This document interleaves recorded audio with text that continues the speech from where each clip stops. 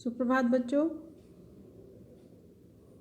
मैं आपकी विषय अध्यापिका श्रीमती अनीता मैम उपस्थित हूँ शिक्षा निदेशालय राष्ट्रीय राजधानी क्षेत्र दिल्ली द्वारा हिंदी विषय के अंतर्गत जो पाठ है आज हम पढ़ेंगे चिट्ठियों की अनूठी दुनिया।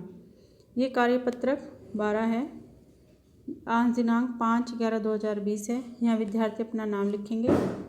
यहाँ अपने जो है कक्षा अध्यापक का नाम लिखेंगे।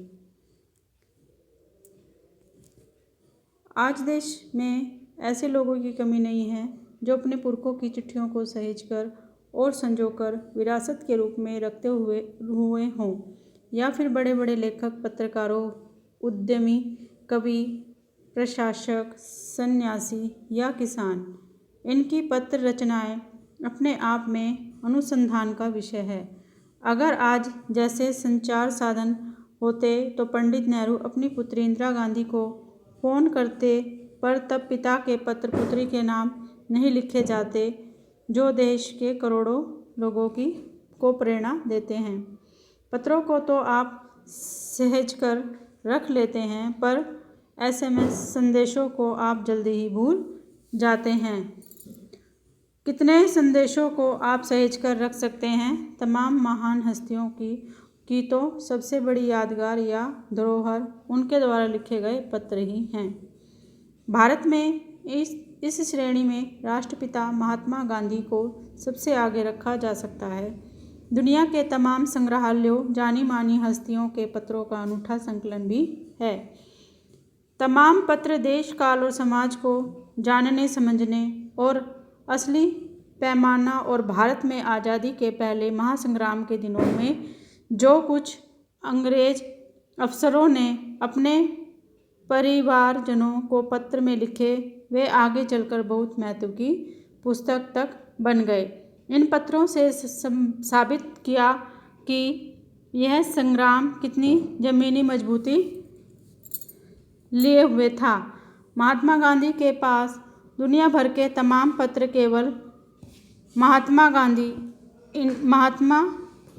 गांधी इंडिया लिखे आते थे, और वे जहाँ भी रहते वहाँ तक पहुँच जाते थे। आज़ादी के आंदोलन की कई अन्य दिग्गज हस्तियों के साथ भी ऐसा ही था। गांधी जी के पास देश दुनिया में बड़ी संख्या में पत्र पहुँचते थे, पर पत्रों का जवाब देने के मामले में उनका कोई जोड़ नहीं था। कहा जाता है कि जैसे ही उन्हें पत्र मिलता था, उसी समय वे उसका जवाब लिख देते थे। अपने हाथों से ही ज़्यादातर पत्रों का जवाब देते थे। जब लिखते लिखते उनका दाहिना हाथ दर्द करने लग जाता था, तो वे बाएं हाथ से लिखने में जुट जाते थे। महात्मा गांधी ही नहीं, आंदोलन के तमाम नायकों के पत्र गांव-गांव में मिल जाते हैं। पत्र भेजने वाले लोग उन पत्रों को किसी प्रशस्ति पत्र से कम नहीं मानते। प्रशस्ति का मतलब है इनाम के रूप में जो पत्र मिलता है वो प्रशस्ति पत्र कहलाता है। और कई लोगों ने तो उन पत्रों को फ्रेम कराकर रख लिया है। यह है पत्रों का जादू।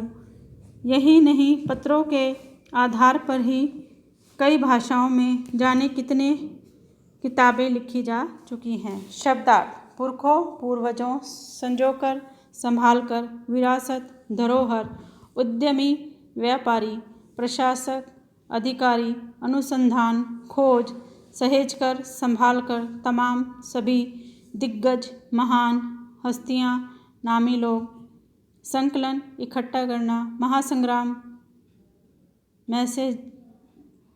मैसेजेस, संदेश, पैमाना, मापदंड, जुट लगा, प्रशस्ति, प्रशंसा पत्र। अब गद्यांश के आधार पर निम्नलिखित प्रश्नों के उत्तर दीजिए। प्रश्न नंबर 1, लोग क्या सहेजकर संजोकर रखते थे और क्यों? तो आपने जैसा कि अनुच्छेद में पढ़ा कि लोग पत्र सहेज के रखते थे। क्यों? क्योंकि विरासत के रूप में वो उन्हें सहेज कर रखते थे। प्रश्न नंबर 2, तमाम महान हस्तियों की सबसे बड़ी यादगार या धरोहर क्या है और क्यों? तो तमाम महान हस्तियों की सबसे बड़ी यादगार या धरोहर पत्र है। प्रश्न नंबर 3, दुनिया भर से सभी पत्र महात्मा गांधी के लिए किस पते से आते थे और क्यों? जैसा कि आपने गद्यांश में जाना कि दुनिया भर से जो महात्मा गांधी के नाम पत्र आते थे वो महात्मा गांधी इंडिया के नाम से आते थे। पत्रों का जादू क्या है? इस प्रश्न का उत्तर आप अनुच्छेद में से जो है ढूंढ के लिखेंगे। प्रश्न नंबर 5 गतिविधि है एक।